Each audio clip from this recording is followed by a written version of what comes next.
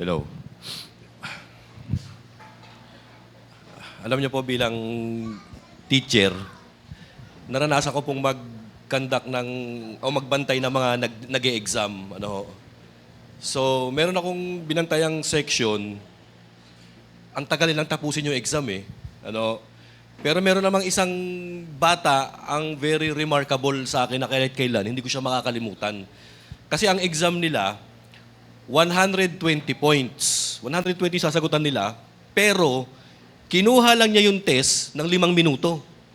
Sabi ko, ang galing naman na itong batang ito. Kaya lang kasi, ang exam, multiple choice. May pagpipilian, A, B, C, D. 4. Nung tinignan ko yung test paper niya, tinignan ko, kaya pala mabilis mag-exam, ang puro sagot niya, puro letter B. No? Sabi ko, ibang klase ito ha. Umasa sa ala chamba. Sabi ko, ganun eh, no? Alam niyo po, church, ang buhay Kristiyano, parang exam din eh. Meron tayong choices na ito ba o ito ba ang gagawin ko. Tama po ba? Ang second question ko, in every crucial choices that you make in life, na nalilito ka, who do you consult with? Sino yung kinukonsulta mo? Sino yung tinatanong mo? Ano ba? Igogo ko na ba ito? O magnono ako? Laban ba o bawi? Ayan, tutuloy ba? Aatras. Sa tingin mo, ano ba? Ayan, di ba pagka tayo nalilito sa mga questions sa buhay natin, when we are confronted by difficult questions, we tend to ask people, we tend to ask their opinion, their wisdom of the situation na kung saan nalilito tayo. O, tama po ba? Alam nyo ba, si Jesus Christ, during that time na siya'y nagpe-pray sa Garden of Gethsemane, He was tempted, na umalis na. Kaya lang, ang maganda sa ginawa ng ating Panginoon, kinonsulta niya yung kanyang nararamdaman kay Lord. Kumbaga, ang sabi ng Panginoon, Lord, ang answer ko, alis na ako. Sa tingin mo, Lord, ano ang gagawin ko? Ang sabi ng Panginoon, wag, ituloy mo yan. Lord, ayaw ko na. Hindi, ituloy mo yan. Ayan, di ba parang ang buhay natin ganyan din? So, whenever we are perplexed, whenever we are nalilito, naguguluhan sa mga choices na kinakaharap natin sa buhay natin, dapat kinukonsulta natin ang ating Panginoon through prayer. Kaya nga ang ending, Lord, kagustuhan ko ba ang masusunod or kagustuhan mo? Lord, thy will be done or Lord, your will be done. Ito po yung title ng ating mensahe. Nung si Jesus Christ ay nasa Garden of Gethsemane, He was confronted with 2 questions. Tuloy ba ang cross o baback out ka na? Mapapako ka ba? Magpapapako ka ba? O tatakas ka na? Pero alam niyo, church, dito po sa Garden of Gethsemane, this is one of the crucial point in history na talagang ang nakasalalay daan yung buong kaligtasan ng humanity.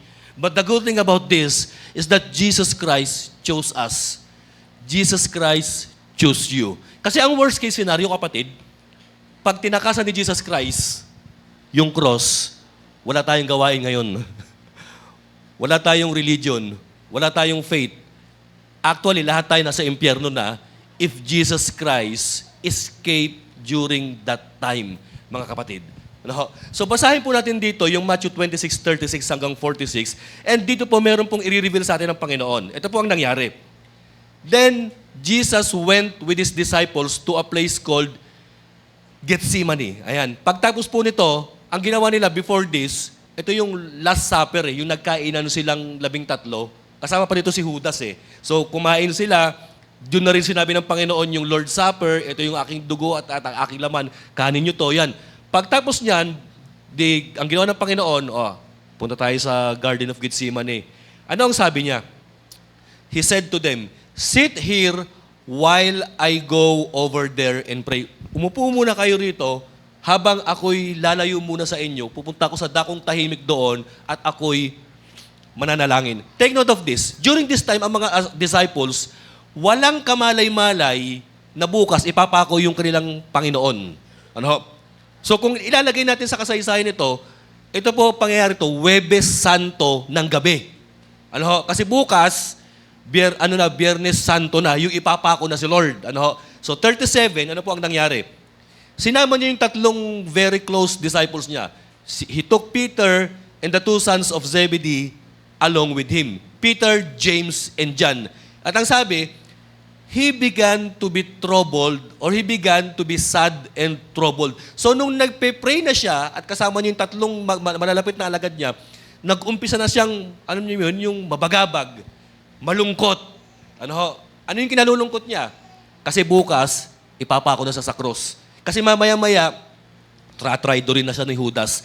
Kasi bukas ng umaga, babaliktad na siya. Yung mga taong tinulungan niya, babaliktad na. Kasi bukas ng umaga, hahagupitin na siya, pahihiyain siya, pahihirapan na siya. So ito yung nag-cause ng sadness and trouble kay Lord. And then in verse 38, then he said to them, ito, alam niyo ang maganda kay Lord, ito kinuha niya yung tatlo para mapagsabihan niya ng kanyang emotional and inner sadness. Ito sabi ng Panginoon, my soul is very sad. I feel close to death. Ito na. Nasisense ko, ilang oras na lang, papatay na nila ako, ipapako nila ako sa krus. Ang sabi niya sa tatlo, manatili kayo rito at magbantay, sabi ng Panginoon. In verse 37, 39, sabi pa niya, he went a little further, lumayo pa siya, at anong sabi? Then he fell with his face to the ground. Grabe yung ginawa ng Panginoon, Church, tayo ba, pagka ikay nakaka-experience ng matinding problema sa buhay, ano itsura mo pag nagpe-pray? Nakaluhod ba? O siguro iba sa inyo, nagpe-pray nakatihaya, nakahiga. Ito si Lord, nakadapa sa lupa Nakayuko, nakaganon. Di ba tayo pag nagpe-pray tayo, nakahiga tayo, nakaganon tayo Pag matutulog na, di ba? Tapos pag nakatulugan mo ang prayer mo, pagising mo ng umaga, ano ginagawa ko gabi? Nagpe-pray pala ako. Ang amen mo, kinabukasan na kapatid. Tama ba? So si Jesus Christ, sa sobrang intense, nakadapa. Ano ang prayer niya? Listen to his prayer. My Father, if it is possible to take this cup of suffering away from me, but let what you want be done, not what I want. Ang ipinagpe-pray niya, Lord, kung pwede lang alisin mo itong saro ng paghihirap sa akin. Ngunit, hindi ang aking kalooban nawang masunod, bagkus ang kalooban mo. O i-revise pa natin, Lord, kung pwede lang, wag na ako maipako sa krus. Ngunit, kung yan ang kalooban mo, siya nawa. Nakita niyo yung prayer ni Lord, kapatid? Full of agony, full of emotion, full of pain, kapatid. Pagdating sa verse 40, basahin po natin yung karugtong, he then returned to his disciples. After niya mag-pray, bumalik siya doon sa mga alagad niya. Alam niyo kung ano nakita niya? He found them sleeping. Intindihin din naman natin yung mga disciples. Unang-una, hindi nila alam ang mangyayari kay Lord kinabukasan. Pangalawa, syempre, pag ikay busog na busog, di ba nakakatulog tayo kuminsan, tapos gabi na, tapos nasa garden ka, ang lamig-lamig, ang sarap ng simoy ng hangin, mga kapatid. Kaya lang ang problema, iba yung nakikita ng mga alagad sa nakikita ni Lord. Kung yung nakikita ng alagad, yung sariwang hangin, yung garden, kung ang nakikita nila ay yung sarap ng pagkain, si Jesus Christ, alam niyo kung ano nakikita niya? Ang naaamoy ni Jesus Christ during this time, yung amoy ng demonyo. Na siya ay tinutukso, na siya ay sinasabi ng demonyo, umalis ka na, huwag ka na mamatay sa cross. Kawawa ka, di ba Diyos ka? He is what? Jesus Christ is starting to smell the agony, the pain of crucifixion, and even the temptation of the devil. Yung tatlo naman, ang himbing ng tulog, mga kapatid. Alam niyo, meron silang KT syndrome. Alam niyo yung KT syndrome?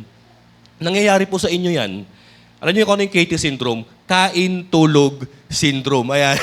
Pag nakakain ng marami, nakakatulog. So yung tatlo, tulog. Ang sabi ng Panginoon, hindi ba kayo pwedeng magbantay? Manatili kayo, gising. Sabi niya gano'n. So sabi niya, couldn't you men keep watch with me for 1 hour? And then he asked Peter. And then in verse 41, the Lord further said, magbantay kayo at manalangin, nang sa gayon huwag kayong mahulog sa tukso. Then you would fall into sin when you are tempted. Ito pa ang sabi niya, the spirit is willing, but the body is weak. Yung espiritu ninyo gustong manalangin, pero yung katawan ninyo mahina.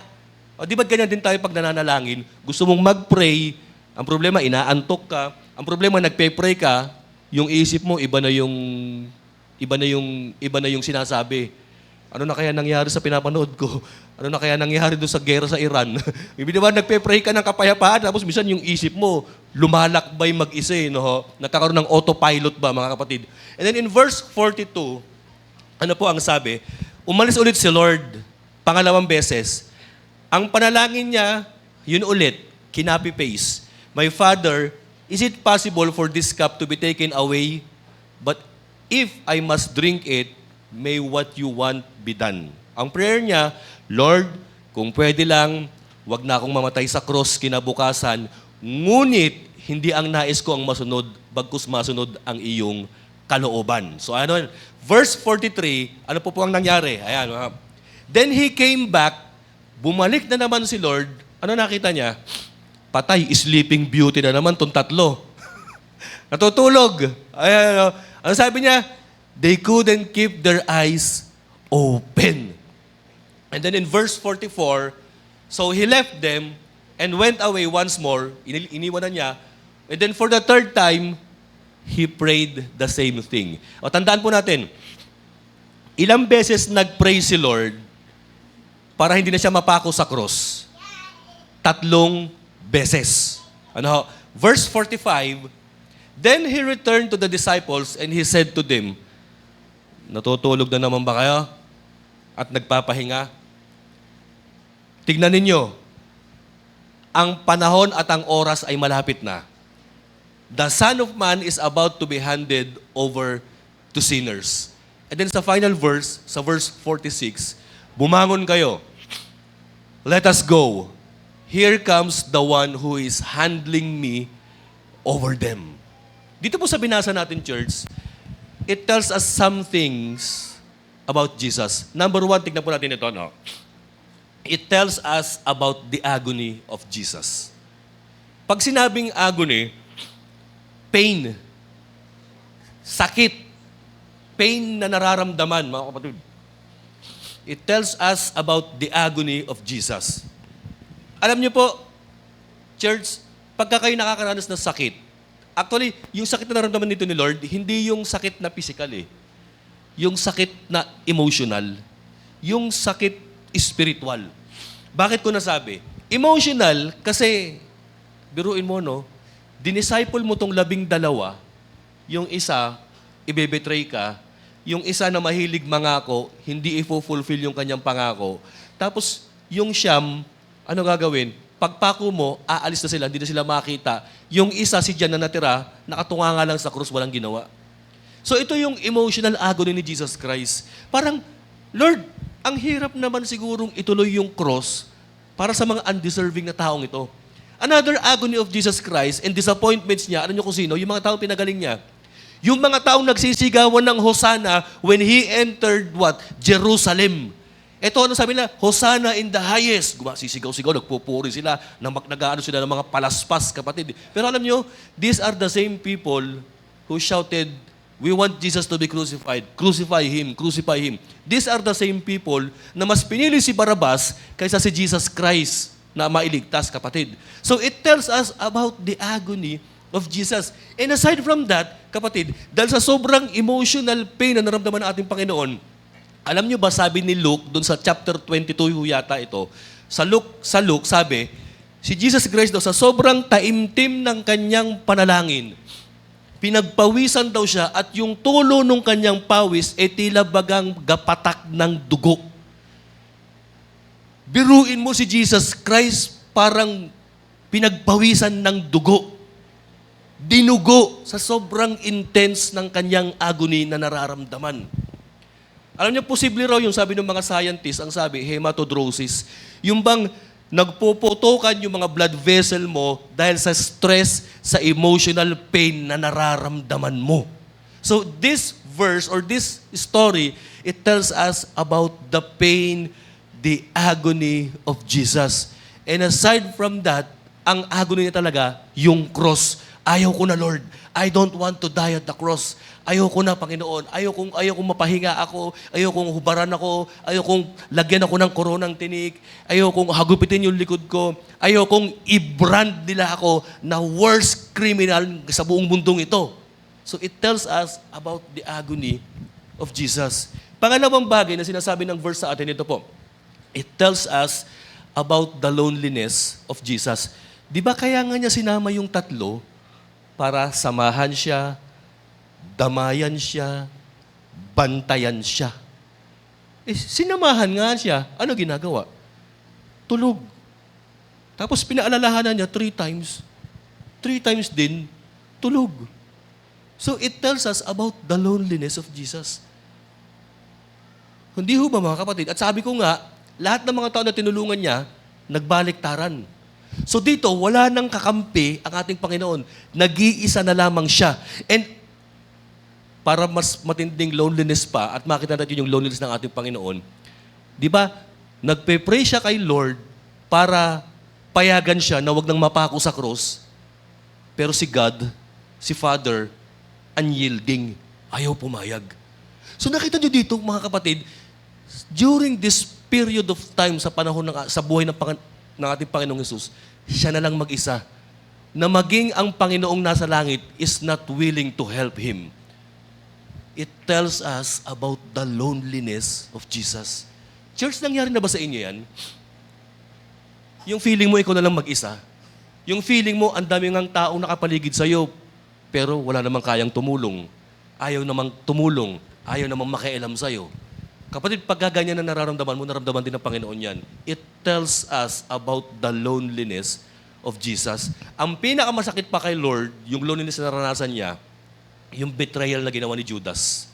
Tinuring niyang anak, tinuring niyang kaibigan, tinuring niyang tropa, pero maya-maya pa lang, ibebenta na siya sa 30 pirasong pilak, mga kapatid. Grabe, napaka-cheap ng pagkakabenta ni Judas kay Lord eh. Ano? So it tells us yung kalungkutan na naramdaman ng ating Panginoon. Ano? Pangatlong bagay po na nangyari po rito, it tells us about the courage of Jesus. Bakit ko nasabing matapang si Lord? Mga kapatid, bakit ko nasabing matapang? Di ba after he prayed 3 times, ang decision ng langit, mapako ka sa cross, nag-decline na siya ay ma-spare. Ano? Nung nakita ng Panginoong Hesus na talagang kalooban ng Diyos na siya ay ipako sa cross, ano sabi niya? Pagtapos ng 3 beses niyang nag-pray, bumangon na kayo, narito na yung aking betrayer. Ano ang sabi ng Panginoon pagtapos ng istoryang ito? Di ba itong dumating ng mga taon, dami-dami? May mga sundalo, may mga armas, may mga sulo. Ano sabi ng Panginoon? Siya pa mismong lumapit eh. Sino ba hinahanap ninyo? Si Jesus ba? Sabi ng Panginoon, ako ito. O ito, hulihin nyo na ako. Church, it tells us about the courage of Jesus. No? Bakit ko nasabi? Merong tatlong courageous act na pinakita ng ating Panginoon dito. Number 1, wala yan dyan. Yung self-control. Ayan. Yung self-control. Pangalawa, yung submission to the will of the Father, and then yung obedience to the will of God. Listen to this. Akala natin, church, ang tao matapang pagka yung nawawala sa sarili, nagwawala eh. Yung mga nagro-road rage. Yung nawawala sa sarili, sa sobrang emotion niya, nawala na sa sarili niya, kung sino-sino nang pinagsasaktan niya, kung ano-ano yung pinagbabalibag niya. Akala natin yan ang courage eh. Dito, akala natin, magpapakatapang si Lord, sige, hulihin niyo ako. Tirahin ko kayo ng kidlat, tirahin ko kayo ng ganito, sunugin ko kayo ng apoy.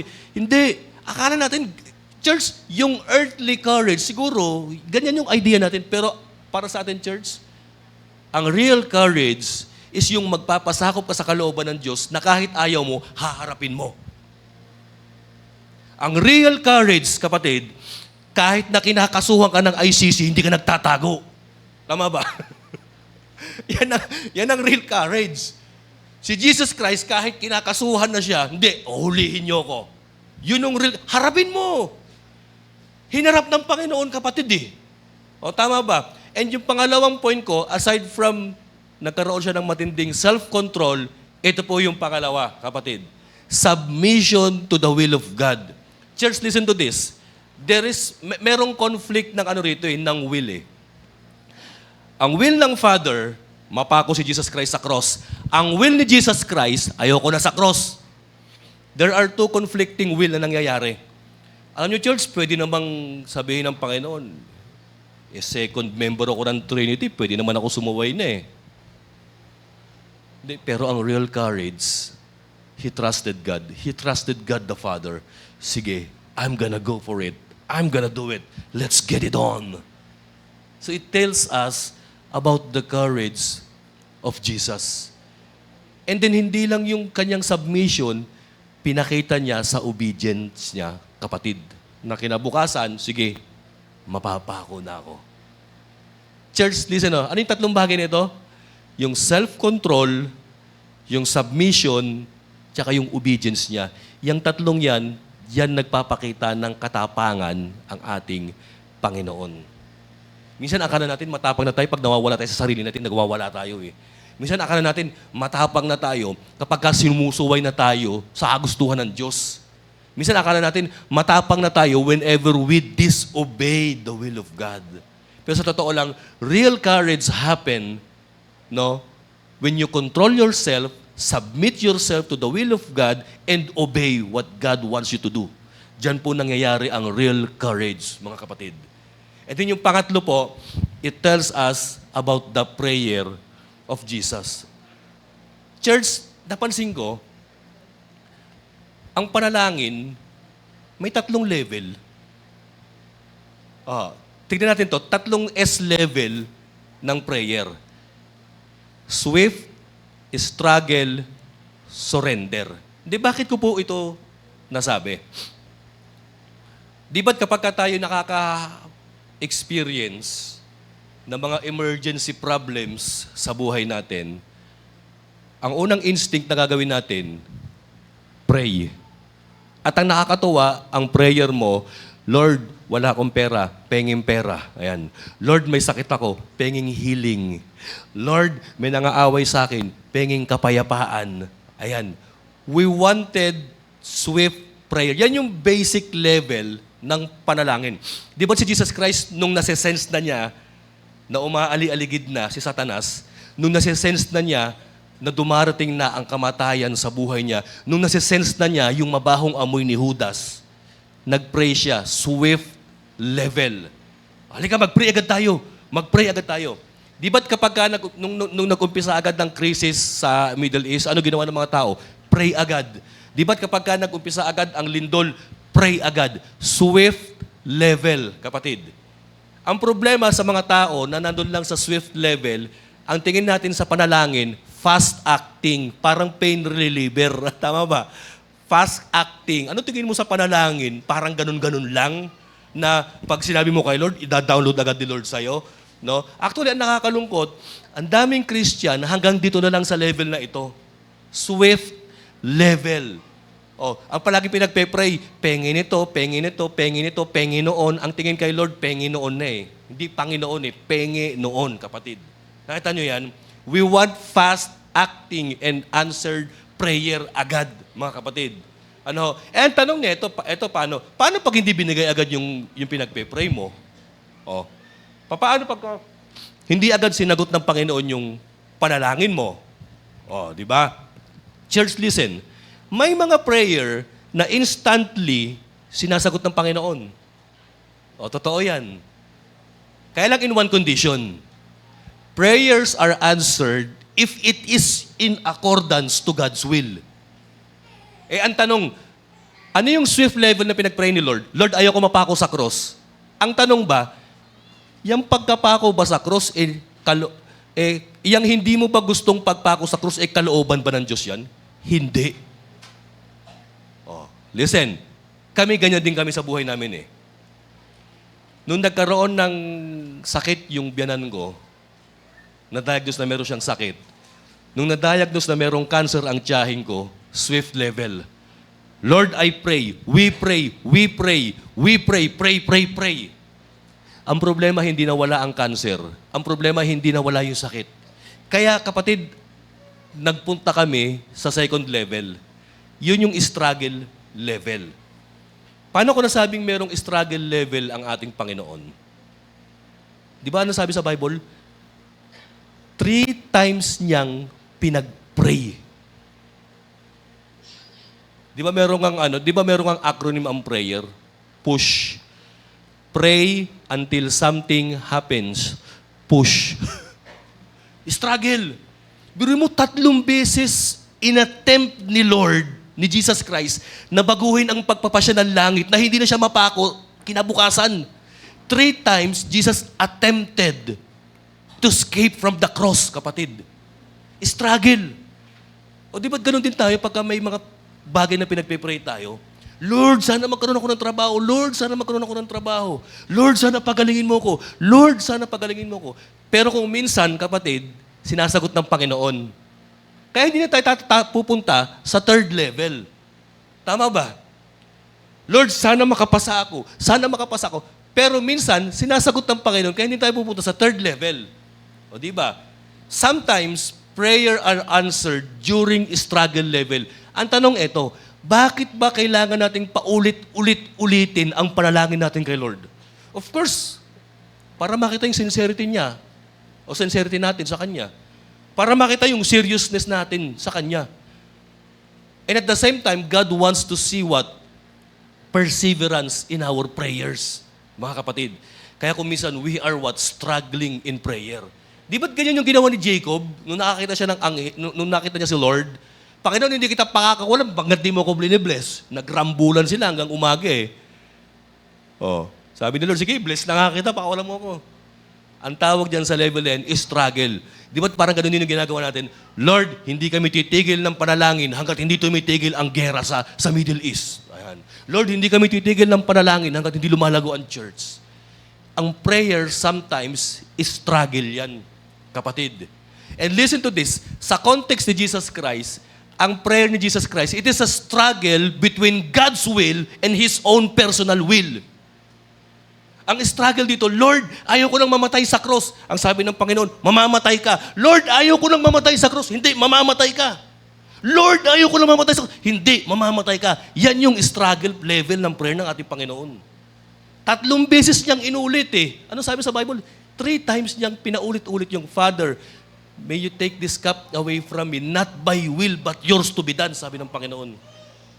Struggle level. Ayan. May tanong ako sa inyo rito, church. Sino dito yung nandito ngayon ang level ng panalangin? Yung struggle. Alam niyo sa akin, nakaranas ako nito.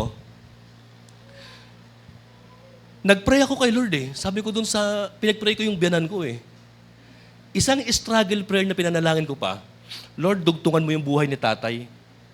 Umiiyak ako nun eh. Kahit bawasan mo, Lord, ng 10 years, yung lifespan ko, ibigay mo na lang sa Kanya, Panginoon. Oh, kasi Lord, bata pa siya eh. Tsaka malilit pa yung apo niya eh. I am struggling with God through prayer, kapatid. Pero alam mo, nangyari, namatay pa rin yung biyanan ko eh. Pero church, sana, if ever, na ang ating prayers dun sa swift level, declined, dun sa struggle level, declined pa rin, sana, pag nasa-sense na natin ng langit, is hindi ito ang kalooban, papatak tayo sa 3rd level. Surrender level, Lord. Alam niyo, ang prayer ko na lang, nung nakikita kong talagang kukunin na yung biyanan ko, ang sabi ko, Lord, ito na lang ang panalangin ko. Kung kukunin niyo si tatay, sana, Lord, nakapag-recommit siya ng buhay niya sa iyo. Sana, Lord, he had fully surrendered his life unto you. Sana, Lord, kasi tumanggap naman na dati yun eh. Sana, Lord, yung bang nag-recommit na siya ulit, forgive. Tapos yung pangatlong prayer ko sa surrender level, sana, Lord, palakasin niyo yung nanay ko, yung mga anak niya, and sana, Lord, as a family, we can overcome it. Church, surrender level. Sabi ni William Barclay, each man should learn to say to God, thy will be done. Alam mo, itong masakit eh. Lord, kagustuhan ko, hindi nasunod eh. Bagamat masakit at ayaw ko, pero Lord, I am more than willing to do it kasi ito gusto mo. Kung minsan ang prayer natin, ito ang gusto natin. Ang problema, ang kalooban ng Diyos, ito eh. Kung minsan si Lord na nag-a-adjust, kung minsan tayo ang nag-a-adjust. Tama ba? Ang prayer ni Jesus Christ, ayaw ko na ng cross, hindi ako mapapako sa cross. Ang nais ng Panginoon, hindi, mapako ka sa cross. Ang tanong, sino mag-a-adjust? Si Lord ang nag-adjust, surrender level, thy will be done, Panginoon. Kung minsan ang prayer natin, Lord, pagalagin mo, i-bless mo ako, Lord, pagyamanin mo ako. O kung minsan, ito ang gusto ng Panginoon, hindi, kailangan ito ka muna. Hindi, Lord, gusto ko i-bless mo ako para i-bless ko rin yung church. O sige, si Lord minsan nag-a-adjust eh. Kaya minsan, church, ang tingin ko sa prayer, hindi lang pagsunod ng kalooban natin eh. Ang prayer, it is more than knowing and submitting yourself upon the will of God. Para sa akin, church, ang prayer, hindi yung paghingi ng ayuda lang kay Lord eh. Ang prayer, kapatid, yung aalamin mo yung kalooban ng Panginoon at magtutugma, maghuhulihan kayo. Nagigets nyo, mga kapatid? So para sa akin, ang prayer, ganun. Nakikita ko, napapanood ko yung gera sa Middle East, na manghahako doon sa Iron Dome ng Israel eh. Yung ballistic missile ng Iran ganyan, mamaya-maya may sumulpot na rocket, tinamaan yung ganun eh. Kung minsan ganyan ang prayer eh. Ito ang will ng langit, dapat ang will mo habulin eh.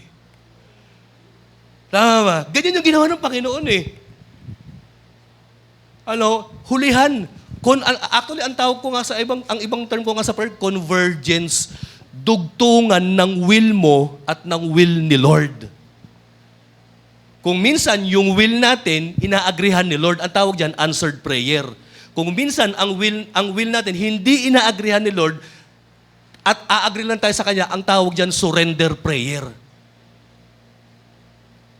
So dito, church, alam mo, ang ganda ng verse na ito, pinakita ng Panginoon yung levels ng prayer natin. Sometimes, level 1 pa lang, sinagot na. Pag level 1 pa lang, sinagot na, yes, Lord, amen, hallelujah.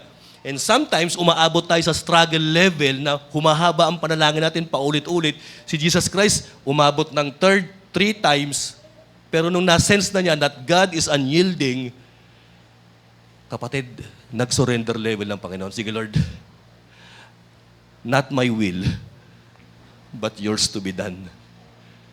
Nung nasagot ng Panginoon, kapatid, nung nag-surrender ang Panginoon sa kanyang will, that was the time na nagkaroon siya ng kapayapaan. That was the time na nagkaroon siya ng courage para harapin yung kanyang Judas, para harapin yung cross, at para harapin ang demonyo. Kaya nga, church, di ba, ano sabi ng Panginoon? Manalangin kayo nang wag na kayong mahulog sa tukso. Sino bang nagtutukso sa'yo dyan, Lord, nung nasa garden ka, ang tahimik? Meron bang tukso dyan? Meron bang nagtitrigger sa'yo dyan para magkasala ka? Nandyan ba yung devil? Of course, nandyan, hindi lang pinakita. Alam niyo kung ano tukso sa kanya? Eto, Jesus Christ. Huwag ka na mapako sa krus. Tandaan mo, Diyos ka. Hindi bagay Diyos nakapako sa krus. Jesus Christ, para kanino ka mamamatay? Sa sangkatauhan na i-reject ka naman? Jesus Christ, ganyan ba ang Diyos? Yung pa rin, the same temptation na sinasabi ng devil when he was tempted doon sa desert is the same temptation na malamang yun din na sinasabi niya. Pero ano sabi ng Panginoon? Manalangin kayo nang huwag kayong mahulog sa tukso. Tingnan natin po, church, ito. Sabi ni C.S. Lewis, there are only 2 kinds of people in the end. Those who say to God, thy will be done, and those to whom God says in the end, thy will be done. Nag-gets po ninyo ibig sabihin nito? 2 uri lang daw ang tao sa mundo. Yung mga tao na nagsabi, Lord, masunod nawa sa buhay ko ang kalooban mo. At yung pangalawang uri, anak, masunod nawa ang kalooban mo. The question is, saang grupo ka dyan, kapatid? Alam niyo, church, ang Christianity, it's all about what? Faith, submission, and obeying the will of God. Pero ang problema, itong mahirap talaga eh. Yung sabihin mo, Lord, have your way in me. Tapos sasabihin mo, Our Father, hallowed be thy name. Di ba? Ano sabi sa Lord's Prayer?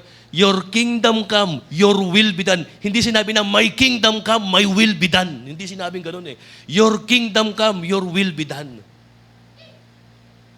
So biruin nyo, no? Ito nakakatawa kay Lord eh. Pagdating ng Matthew 6, He taught us how to pray. Pagdating ng Matthew 26, He showed us how to pray and how to submit in the will of God, kapatid. So the challenge sa atin is this, may dalawang uri lang ng tao sa mundo eh. Yung mga tao na, Lord, masunod nawas ang kalooban mo sa buhay ko. At yung mga taong sinabihan ng Diyos, yan ang gusto nyo, sige, kalooban nyo yan. Church, sana habang buhay pa tayo, let us try through prayer, know the will of God in our life.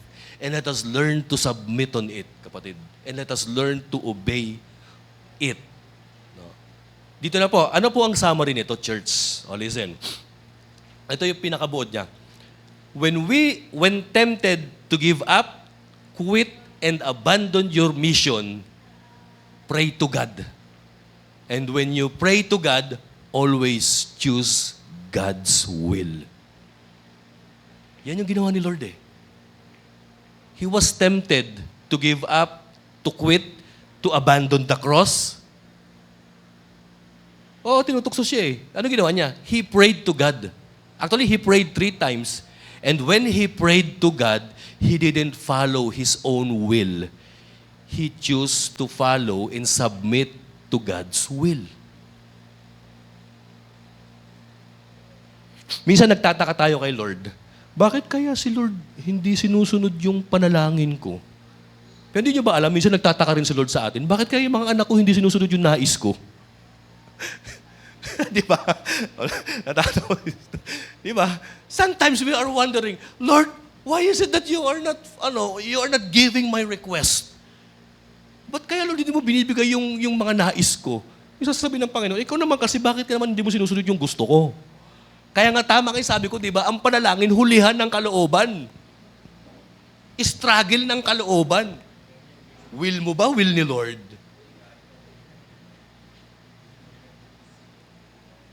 So may natutunan tayo about prayer, mga kapatid. Swift, struggle, and then Lord, surrender, thy will be done. Pero alam niyo, church, ito maganda kay Lord eh. Nung inaccept na niya yung kanyang kapalaran sa cross, ang magandang ginawa ng Panginoon, nagpadala ng reinforcement. Hindi po B2 bomber ah. Nagpadala ng reinforcement. Sabi sa Luke 22, God sent an angel to minister on Jesus Christ. Nagpadala ang Panginoon ng anghel, hindi para itakas si Lord eh, to minister, to strengthen.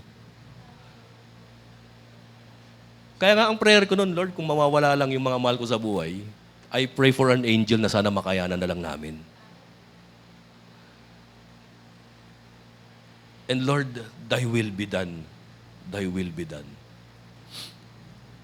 So when we are tempted to give up, to quit, and abandon your mission, pray to God. And when you pray to God, always choose God's will. Ako personally, church, ang dami na rin temptation nangyari sa akin sa church eh. Ang temptation sa akin, patulan ko na to, Lord eh. Sabi ng Panginoon, wag, pastor ka. Magpakita ka ng self-control.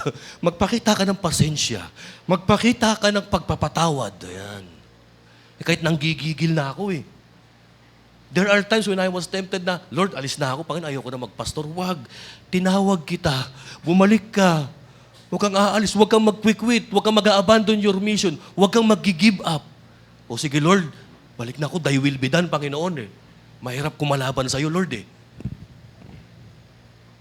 Di ba church natin ganyan din tayo? We are tempted to abandon church, to leave our mission, to get out of it. Kailangan, dapat church habang naiisip mo yan, magpipray ka kay Lord. And alam mo, pagka nakapag-pray ka kay Lord, marirealize mo, matatauhan ka, mahihimasmasan ka. Oo nga no, Lord, kahit mahirap, tuloy ang laban, tuloy ang paglilingkod, tuloy ang vision, tuloy ang ministry. Kasi wala na akong mapupuntahang iba pa. Tama po ba, mga kapatid? Dapat tayo, ganun din tayo eh. Whenever we are tempted to quit, stop, and abandon God, tanongin mo muna siya. Siguro pag nakausap mo siya, kapatid, sa prayer, mababago yung mindset mo, kapatid. Ano yung natutunan natin sa kwento?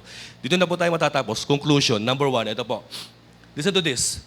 Emotionally, Jesus didn't feel like dying at the cross.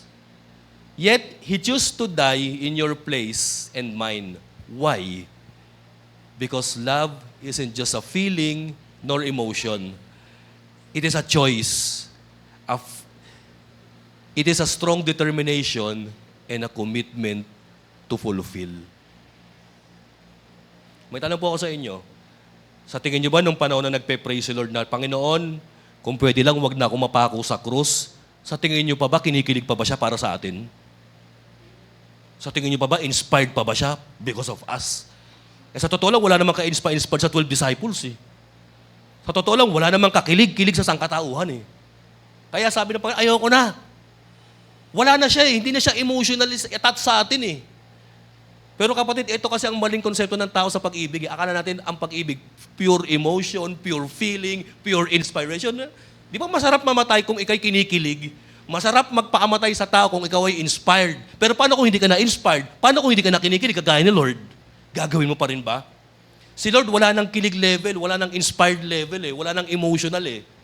Pero kapatid, tinuloy pa rin niya kasi ang tunay na definition ng pag-ibig is not just an emotion, but it is a strong will, determination, and commitment to fulfill your vow, kapatid.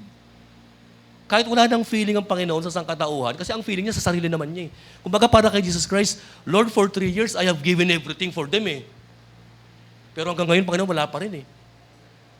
Pero hindi eh, na-realize ng Panginoon, hindi.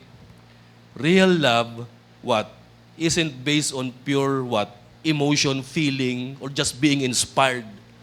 Ang tunay na pag-ibig, kahit wala ka ng feeling, tinutuloy mo pa rin kasi yun ang ibig sabihin ng pag-ibig, kapatid. Second thing, ito po. The cross wasn't driven by emotion, but by a mission. Ayan. Though He was tempted to avoid the agony, Jesus chose to die in our place. This shows us the true meaning of love. Anong true meaning of love? It is a conscious, sacrificial choice that remains firm even when feelings fail. Kapatid. Alam niyo, church, sana wag tayong give up para kay Lord. Oo, minsan, there are times na ang sarap magpunta sa church kasi answered prayer. Yeah, magpupuri ako kay Lord. Ang sarap pumunta sa church kasi promoted tayo. Yeah, magpupuri ako kay Lord. Paano pag hindi mo na feeling? Hindi na ako pumunta sa church. Hindi ko feel eh. Hindi, dapat pupunta ka pa rin. Kasi yun ang pag-ibig mo kay Lord. Na kahit wala mo ng kilig moments, kahit na hindi ka muna ganong inspired, you have to fulfill kasi yan ang real meaning. Actually, that is the real test of love. Tama po ba, mga kapatid? Okay, tayo po tumayo ngayon. Tingnan po natin yung parugtong. Listen, let us don't give up on Jesus because He didn't give up on us. Huwag mo isuko si Lord. Huwag mo isuko yung mission mo, yung identity mo. Kasi hindi ka niya sinukuan, kapatid eh. Ang real love, hindi sumusuko. May kanta nga eh, di ba, stubborn love. Stubborn yung love ng ating Panginoon. Na kahit ilang beses na nating napatunayan na hindi tayo nais-nais kapag ipag-ibig, na kahit na napatunayan natin na unlovable tayo, na kung minsan we are just driven by emotion, by inspiration, tapos tumitigil na tayo. Pero si Lord hindi siya driven by emotion, by inspiration eh. Hindi siya hindi siya nag-a-act base on kilig moments lamang eh.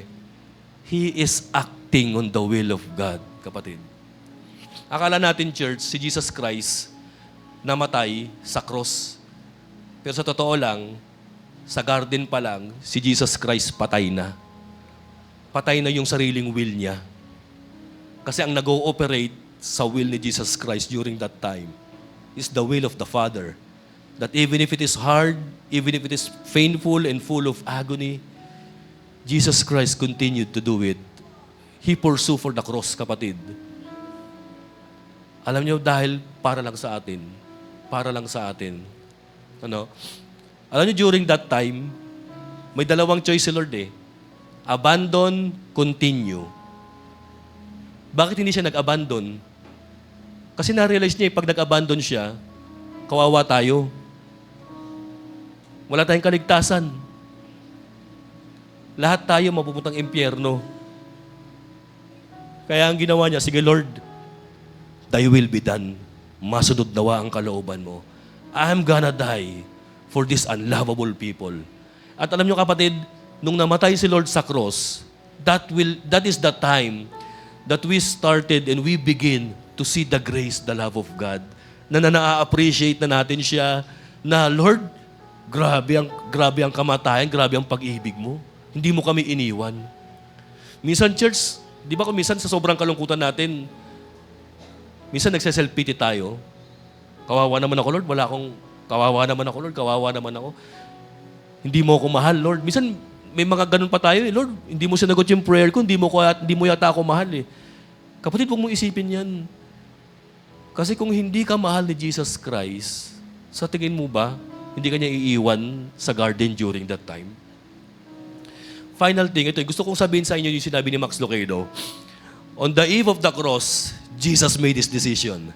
He would rather go to hell for you than go to heaven without you. Wow! Ang ganda ng sabi ni Lord, no? Mas nanaisip pa niya mapako sa cross kaysa sa tumakas ng panahon na yan nang hindi ka niya kasama. He would rather go to hell for you than escape and go to heaven during that time without you. May tanong ako, ano gagawin mo sa ganyang uri ng pag-ibig? Na hindi ka niya inabandon, hindi ka niya pinabayaan. Di ba dapat wag mo ring pabayaan si Lord? If ever you felt na na-abandon mo si Lord, pwede ka naman bumalik, kapatid, eh. If ever you felt nanlamig ka, magmuni-muni ka sa Garden of Gethsemane, si Lord nanlamig na rin, eh. If ever na-backslide ka, naka-feel ka ng mababackslide, si Lord magbabackslide na rin dito, di ba? Pa-escape na, eh. Ayaw ko na, eh. Pero hindi, eh. Pinaalalahanan siya ng Panginoon, hindi. You have to continue. And akala natin, church, ang pag-ibig, pure emotion, na-inspired ako. Hindi, eh. Alisin mo yung feeling, saka mo gawin yung mahirap. Yan yung real test of love, kapatid. So sana ngayon papalapit na po, church, yung Holy Week, balikan natin yung mga passion ni Christ. Balikan natin yung story niya. At sana itong mga kwentong ito yung mag-init, yung mag-cause ng init sa puso mo, para lalo pang paglingkuran at panghawakan ng pananampalataya mo kay Lord, kapatid. Tayo po yung manalangin. Father, salamat, Lord. Hindi mo kami iniwan. Salamat po, Lord, dahil when you are tempted to leave, you prayed. And then when you prayed, Panginoon, salamat dahil sinunod niyo ang plano ng Panginoon. Because of this, Lord, forever grateful kami. Na-appreciate na namin yung cross, pero mas na-appreciate pa namin yung garden. Salamat po, Lord, dahil nagkaroon ka ng revelation, Panginoon, ngayon. Salamat, Lord, dahil akala namin ang security of our salvation happens on the cross. Hindi pala, Panginoon. Sa Garden of Gethsemane, pinanalo nyo na, Panginoon, ang laban. Dahil during that time, you are tempted to leave, but still, you continue to go to the cross, Panginoon, because of us. Salamat po, Lord, na secure ang aming salvation. Lord, if ever, Panginoon, na naka-experience kami, Panginoon, ng panlalamig, paglaylo sa faith, sana, Lord, maglihab yung faith namin because of this. Na kahit wala nang feeling, pero Lord, hindi lang naman sa feeling nakabase ang actions niyo, bagkus nakabase sa kalooban ng Diyos. Nawa, Panginoon, bilang church, maibilang kami sa grupo na nagsabi sa inyo, Lord, thy will be done. Thy will be done. And I always pray na ang kalooban po ninyo ang masunod sa bawat buhay namin. Father, salamat po, Lord, for choosing us. Salamat for Jesus. Lord, ito pong aming panalangin. In Jesus' name we pray. Ang lahat po ng anak ng Diyos ay magsabi ng Amen.